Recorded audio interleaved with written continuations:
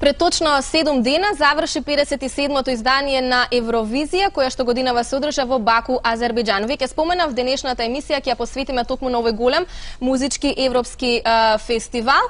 Ќе ја прокоментираме Евровизијата, но од еден малку поинаков агол, од една поинаква перспектива. Денеска ни гостуваат стручни новинари кои што веќе години наназад се дел од овој музички настан. Добар ден за Андријана Јовановска, новинар и уредник во списанието ТА, и добар ден за Игор Трајковски, председател на ОГА Македонија, односно клубот на евровизиски фанови. Добар ден, Цеца. Како сте?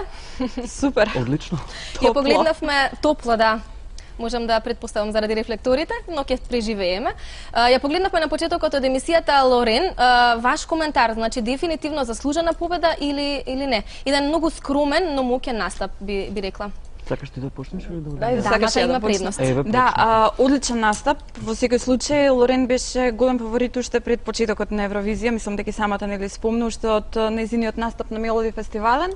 Со тоа што мислам дека она не направи некакви големи промени во настапот кој што го имаше во Баку. Да, а од друга страна мислам дека победи заради тоа што кога излезе на сцената имавме спот. Значи ние не гледавме евровизиски настап, туку гледавме целосен спот, значи 3 минути вистинско уживање.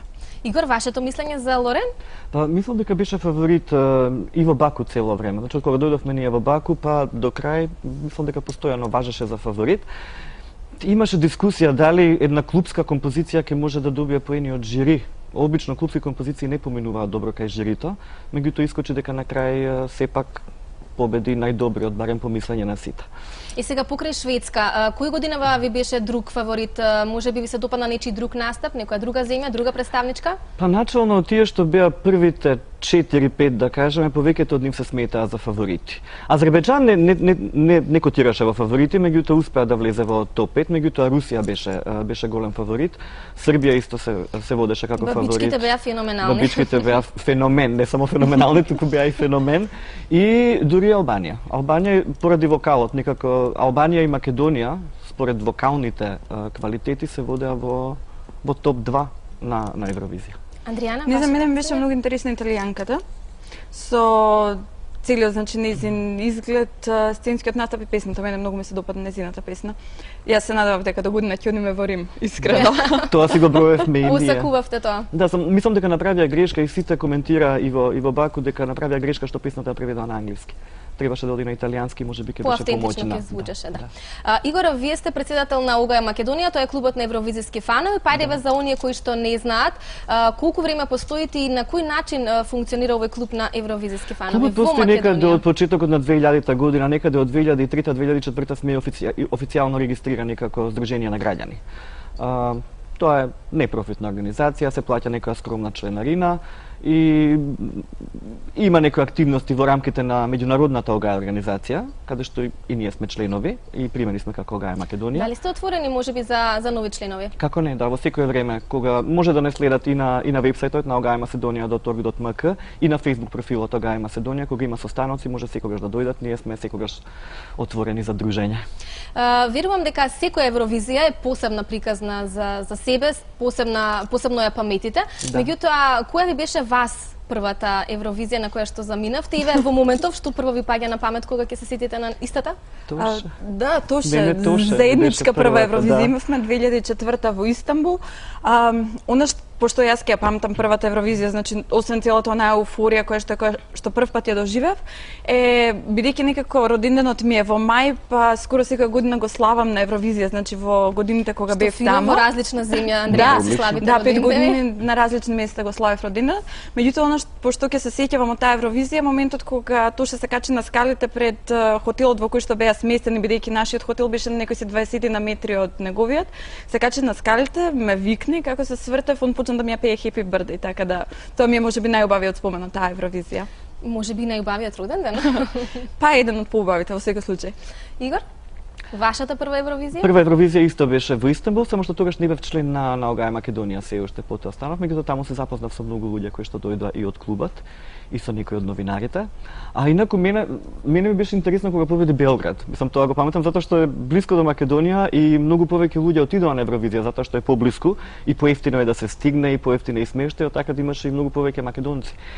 така да тоа беше интересно во на некој наше поднебје да се случи еден таков настап. На балканско ниво. На балканско ниво. А не знам, Атина беше прилично интересна Евровизија. Ствари според мене најубавата Евровизија на која што сум била, можеби и заради тоа што беше ужасно топло цело време, имаше некои организирани крстарења, супер забави, тогаш и настанаа првите контакти со колегите од цела Европа со кои што и денеска комуницираме, со кои што сме прилично блиски. И сега ги споменавте Евровизиите на кои што сте присуствувале. Која Евровизија би не издвоиле, меѓутоа онака како најдобро организирана во секој можен аспект? Од организациона гледна точка, за мене најдобро беше организирана Евровизијата во Хелсинки, во Финска. Да. Таа беше, мислам дека се беше безпрекорно течеше, од превоз до... А во Баку годинава како ќе ја прокоментирате? Баку беше... Азербејџан е интересна земја. Организацијата не беше на највисоко ниво. Имаше и многу осигурување, значи security имаше на секаде, меѓутоа тоа и беше нормално затоа што имаше и закани.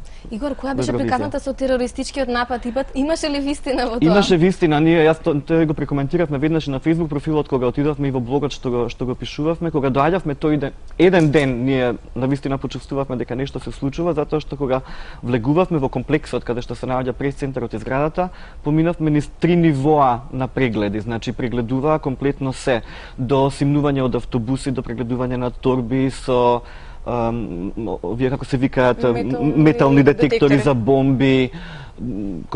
Тогаш знаевме дека нешто се случува, мислам тоа не се прави секој ден. Веројатно тогаш и се случувало се. Ние знаевме отворено уште пред да одиме имаше закани дека нешто сакаа да направат екстремните исламисти, дека нешто планираат да направат, меѓутоа лично не осетивме ништо од тоа, освен зголемено осигурување кога се влегуваше во комплексот, потоа беше се окей. Гито организацијата некако знаат, мислам, Азербејџан е земја во транзиција. Претпоставувам дека слично би било и во Македонија прв пат кога ќе се направи, тоа е најголем настан што се случил во Азербејџан да им дојде толку многу туристи во исто време.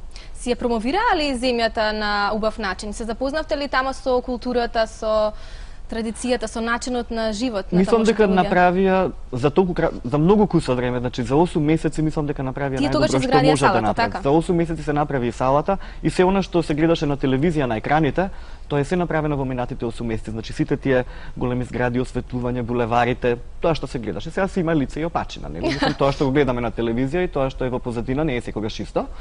Меѓутоа, мислам дека за тие 8 месеци направија навистина најдобро што можат. Андријана, вие годинава не бевте во Баку, во Азербејџан. Ви не достигаше ли можеби таа евровизиска еуфорија, амбиентот, дружењето со новинарите? Да, посебно заради тоа што Евровизија е настан кој што трае 2 недели однапред. Значи 14 на ден отприлика траат пробите, забавите, официјалното отварање, официјалното затварање, пресконференции, дружења, посети на градовите во кои што се оди. И од тој аспект, значи, голем дел од моите пријатели, новинари, евровизиски фанови од цела Европа кои што отидоа уште првиот, вториот ден кога почнаа да ги поставуваат своите слики на сопствените Facebook профили, коментари како е во Баку, што се случува, апсолутно, значи во истиот момент почна да ме фаќа евровизиската еуфорија, толку ми беше криво што не отидов. Меѓутоа, ете, на некој начин мислам дека можеби имав среќа да видам и што се случува од другата страна, не само она што се случува на телевизија, па малку така индиректно да го доживам тоа што го доживуваат они. Сега вообичаено се случуваат македонски вечери. Да. Оваа година немаше такво нешто. Ја знаете ли можеби причината и што мислите колку таквите вечери придонесуваат не само за подобро представување на земјата, туку и за подобар пласман на песната? Мислам дека повеќе од не би рекол дека можеби тие вечери допринесуваат за промоција на песната. Повеќе допринесуваат за промоција на земјата. Од многу можеби од тие најубавите вечери кај што бевме, песните воопшто не влегоа ни на ниво финале, каде што беа потрошени многу пари. Меѓутоа мислам дека земјата се промовира многу убаво. Хрватска промовираше и туризам и вино, на пример. Холандија промовираше ноќен живот, ми се чини забавата им беше, мислам, навистина една многу добра журка, меѓутоа тие не влегоа во финале. Значи не е тоа пресудно. Зошто немало македонска вечер? Во Азербејџан имаме амбасада. Обично амбасадата и Министерството за надворешни работи помага при тие вечери. Препоставувам дека би било доста скапо да се направи тоа. Ние сепак имаме помал буџет од многу западни земји, не знам дали би можело и поскромни сме. Мислам дека во ред беше ова. Меѓутоа да те дополнам, од моите искуства на Евровизија, значи секоја година се коментира дека македонските забави се едни од најубавите забави.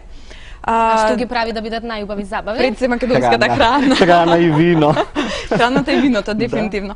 Заради тоа што во периодот додека се луѓето на Евровизија и заради целата таа растрчаност намамо натаму, буквално, значи немаш време кога да седнеш и да јадеш. И тогаш ќе чекаш македонската забава на која што има буквално од пиле млеко, оваа година мислам во Азербејџан дека имало од пиле млеко. Имаше од пиле млеко, имаше колачиња, некој што пишуваш дека птиче млеко. Меѓутоа сите прашуваа за македонската вечер. Значи немате македонска вечер, не видовме како тоа. Да, затоа што знаат. Меѓутоа знаете што и тоа е промоција пак туристичка на земјата, мислам тоа значи тоа е успешна една церемонија што се прави, меѓутоа не можам да кажам дека допринесува за пласманот.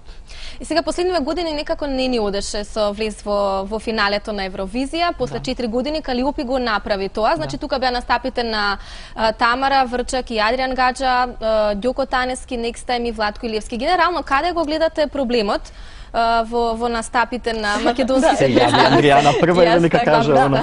Значи моментот е следен. Во ЕБУ изминативе неколку години постоеше правило дека постои некое стручно жири кое што самото, доколку смета дека некоја песна не би требало да влезе во финале или смета дека има некоја друга песна која што е можеби поубава, дека ќе влезе на место на 10-та, 9-то пласираната земја, и тоа е една од причините заради кои што мислам дека и Тамара и Врчак не влегоа и Next Time мислам дека не влегоа, исто дека беа 10, меѓутоа со гласањето на тоа жири беа isфрлени од конкуренција и на нивно место влезе некоја друга земја. Значи не е дека ние испраќаме некоја лоша песна или дека немаме добро представување на Евровизија, едноставно правилата на ЕБУ го налагаат тоа и дозволуваат да се направат такви промени. Игор, која е официјалната статистика? Калиопи го имаше најдобриот настап на Македонија досега или тоа си уште го држи Елена Ристевска со... Тоа е дискутабилно. Мислам дека официјално вела дека Калиопи го има највисокиот пласман поради бројот на земјите кои што гласале, поради тоа што имаше 2 полуфиналиња, значи повеќе земји се, кога беше Елена беше едно полуфинале само, нели? Така да е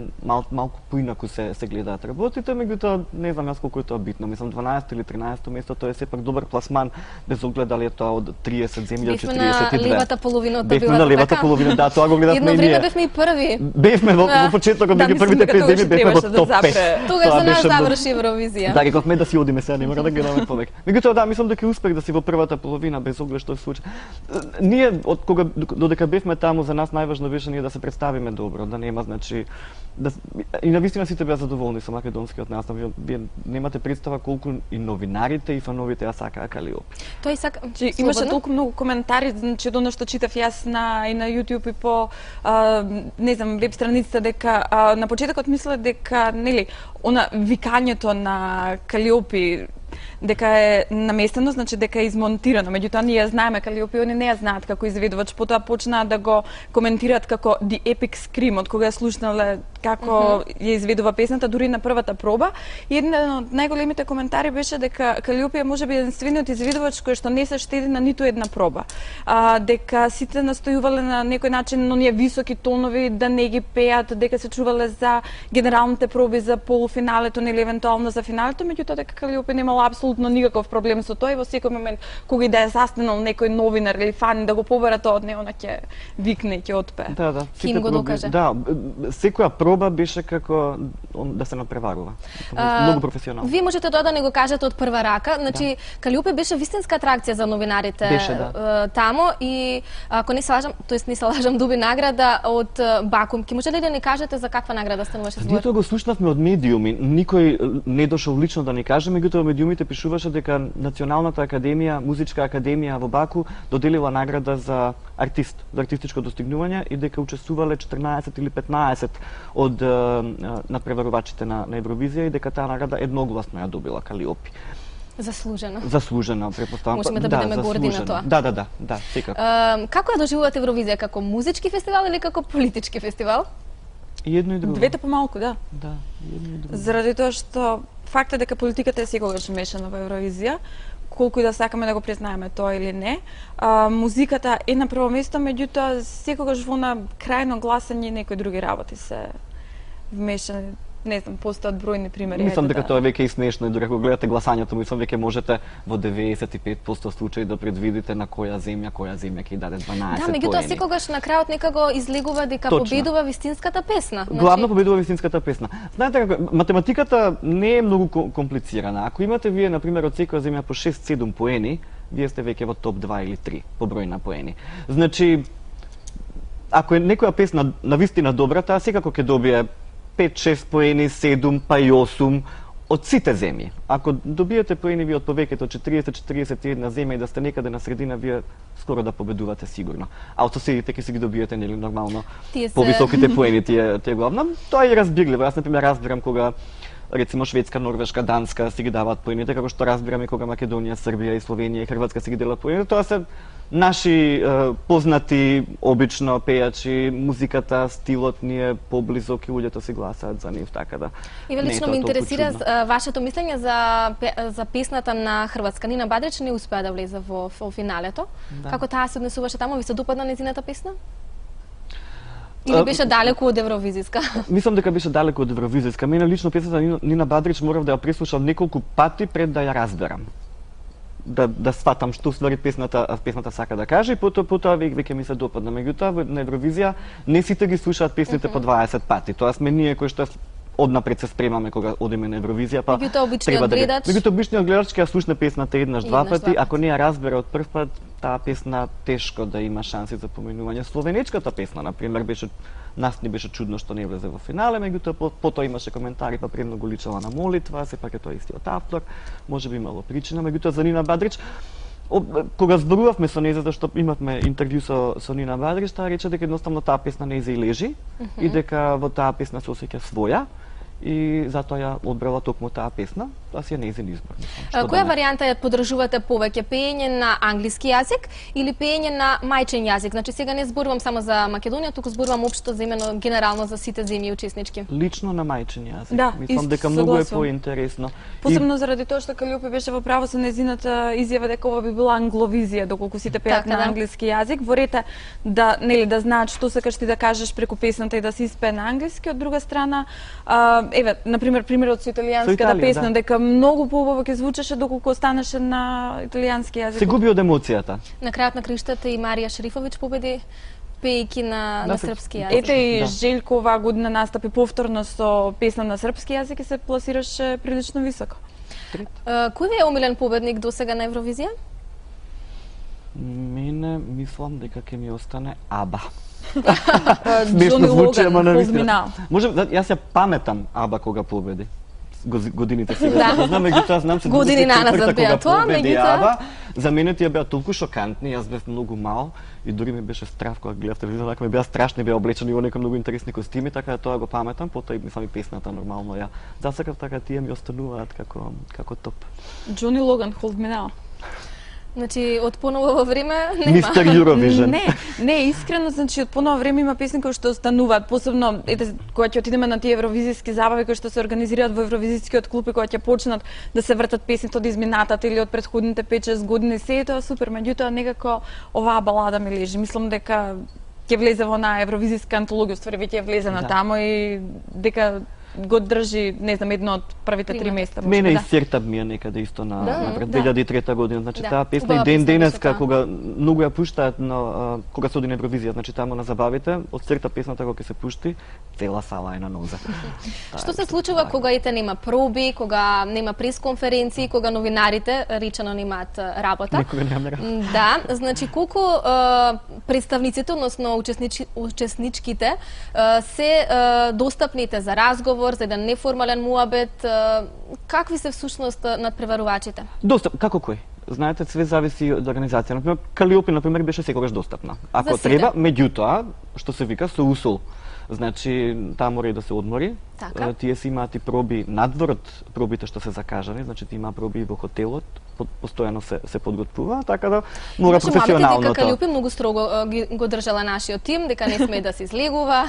Мислам дека нејзиниот тим, значи надпреварувачите излегува од време на време, меѓутоа јас што викам со усул. Знаете што е многу незгодно што во Азербејџан почнува се на полноќ. Значи тоа е многу доцна. Мислам, значи шоуто почнува на полноќ, завршувате во 3 часот, а веќе пробите ви се закажани кажани следноденот пладне. Значи тие мора да се одморат, да се сепак професионалци, музичари, не може тие сега да одат во клуб и да се забавуваат со нас. Така да тоа беше очекувано. По некој доаѓа, меѓутоа годинава многу поретко. Значи од лани кога е на нормално време од 9 до 12, па некако има време се уште човек да отиде да се забавува, оваа година поретко доаѓа на забавите и во клубовите, меѓутоа на официјалните забави доаѓа. Значи си правеа чест едни на други пејачите и доаѓа на официјалните забави. Има да се пуштени на оние што се, нели, разгледи на градот кои што се организираат за делегациите, за новинарите, за фановите, па зависи во кој период, значи со која делегација ќе се погодите заедно да отидете да го разгледате може местото да ги кое видите. Да, тогаш се опуштени за разговори, за интервјуа и за сликање, тогаш е така мирна атмосфера и нели нормално ако им побарате нешто да ви запеат и за тоа се секој време како кој. Така се собираат поени, така? Да. Не секој, меѓутоа повеќе. Пред камера, да. Моето претходно прашање не се однесуваше само за годинава во Баку. Мислев и на Евровизиите години наназад. Да, например Руслана, ако се сеќавам, многу од новинарите, од луѓето издвојува како навистина пријатна, посебна личност. Кој друг ви оставил впечаток во изминативе години? Мене 2004 Атена, значи кога бевме во Истанбул, Атена, турците кои што ја представуваат таа година, беше одлична песна и ако не победи, навистина се слуша. И таа година, да речеме, имав супер интервју со Сакис. Од друга страна, кога пробав до Сакис да стигнам во Москва, имаше огромно обезбедување покрај него, па буквално, значи во еден момент кога се појави во прес-центарот, се избуткав во целото негово обезбедување, го фатив за рака и му реков: "Знаеш, ние се знаеме од Истанбул." Да, во ред. И застани тогаш ми даде некоја кратка изјава од 4-5 реченици, значи буквално 2 прашања ми одговори, таа година беше недостапен. Така да зависи како се колку се фаворити или не се фаворити таа година на Евровизија. Мене најмногу ми остана во сеќавање Марчин Брозински од Полска што не ни влезе во финале, меѓутоа тој беше толку пријатен со сите, мислам дека постојано седеше со новинарите во прес-центар, муабет правеше и со фановите, се сликаше, се забавуваше, на сите забави отида и пред полуфиналето и после кога не влезе беше, мислам, онака најдобриот губитник, ми се чини, на сите доаѓаше им честиташе што влегле во финале, многу беше пријатен. Многу е важно, предпоставам, позитивната енергија. Да, секако. А годинава, например, од обратната страна, например, до Лорин беше многу тешко да се стигне. Да? Таа имаше околу нејзе цела екипа од 10 души, тоа секогаш беше сликање, 5 секунди, 10 секунди, нема повеќе. На победничка, Така да беше. Не, тоа обично тој делегацијата. И со фаворитите. Со фаворитите, заради тоа што истата ситуација имавме и со Дима Билан 2006 година, без никаков проблем може да се стигне до него, онаа година кога победи во Белград. Многу тешко.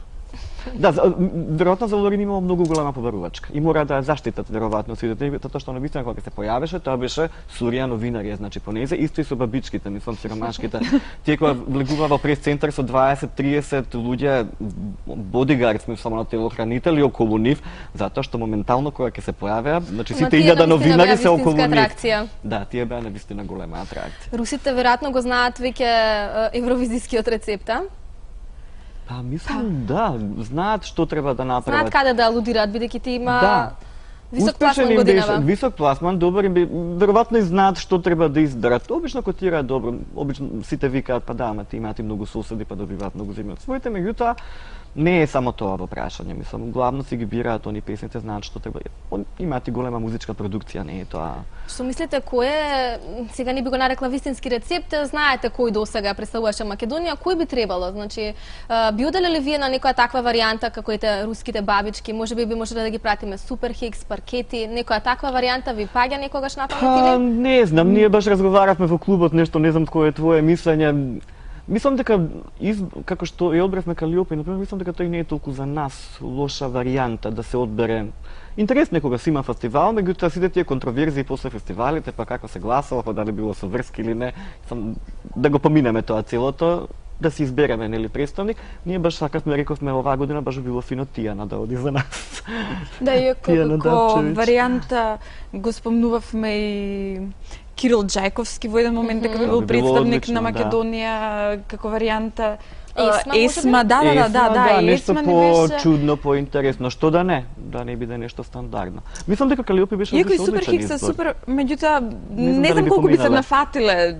Прво колку би се нафатиле уни да настапат на Евровизија, своја собствена песна да направат, никој да не им наметува. Значи истиот принцип како што би одела Калиопе, да им се дадат одврзани раци да направат нешто што сметаат дека е најдобро. Сега треба нормално ние гледаме од наша страна дали би направиле нешто што поминало на Евровизија, затоа што и тоа е нели политика, сега мораш да размислуваш што кај сите земји ќе упали, бидејќи нормално сакаме поени, нели, да не биде како сиромашкиот Рамбо Амадеус, мислам како што заврши, нели, со 7 поени, дали имаше и 7.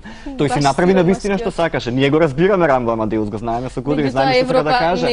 Европа не го разбира како што ние го разбираме и тоа е крајниот резултат. Заврши Евровизијата во Баку. Се размислували можеби веќе за следната Евровизија? Што се случува во ОГ Македонија, во клубот на евровизиски фановите во овој период после Евровизија? Значи што се прави до следната? Еве ние веднаш кажавме кои сакаме да представува Македонија. И говме убави било добро Тијана да оди затоа што нели плава висока за Шведска, мислиме дека одлично одговара. Вие од тој аспект размислувате? Размислуваме за се ние, мислам онака го разгледуваме целото. Сега малце има одмор од оваа Евровизија да видиме што ќе се случува за идната. Ќе одат сигурно ќе има членови од ОГ Македонија повторно, се надеваме дека ќе имаме повторни представници во прес-центарот. Што очекувате од Шведска како домаќин? Мислам дека ќе има одлична организација. Дури некои викаат ќе биде претерано добра организација, каде што се ќе биде онака под конец. Да, посебно имајќи предвид што швеѓаните со година назад се оние кои што се одговорни за преносот што се прави на Евровизија, така што спремни се. И ако го гледате, ако сте го гледале шведскиот избор за песна на Евровизија изгледа малтене како избор на евровизиска песна, тоа е висок квалитет. И шведскиот избор на Евровизија има свои фанови, значи како што постои ОГ како што постои ОГ како организација која што се фанови на Евровизија, така и фестивален има свои сопствени фанови. Тоа е машинерија. Супер, ви благодарам за овој евровизиски муабет, бевте одлични соговорници, ви посакувам уште многу евровизиски искуства, се поубави и еден ден зашто да не е и Македонија да не биде домаќин. И да се дружиме заедно следната Евровизија. Секако, да се видиме во Стокхолм или каде веќе ќе биде во Шведска. Може да, се гледаме во Шведска, може така? Одлично, ви благодарам уште еднаш за гостувањето. Останете содржини на 6 ден во продолжение. Останете на Телма.